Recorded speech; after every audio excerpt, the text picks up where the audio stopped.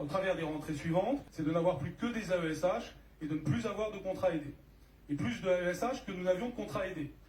Le problème devient donc plus un problème qualitatif, c'est comment nous faisons en sorte que les AESH puissent avoir un temps plein pour avoir un salaire correct, sujet qui est d'ailleurs un sujet que vous avez dans plusieurs communes. On l'a vu ce matin à Saint-Sozy, non pas pour une AESH, mais pour du personnel de cantine.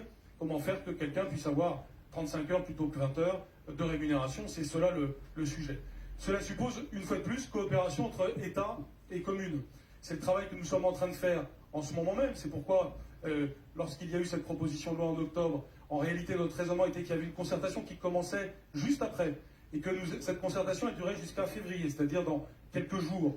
Et c'est ce qui va nous permettre, dans la loi que l'on va présenter ces prochains jours, d'avancer sur ce sujet de l'école inclusive.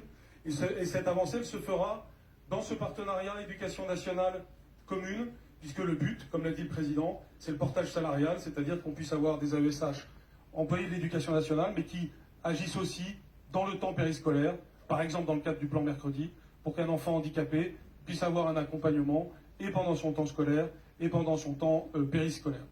Donc ces enjeux-là, nous les avons bien à l'esprit, et vous le voyez, à chaque fois, c'est des enjeux de coopération renforcée entre nous. Et puis, dernier point qui a été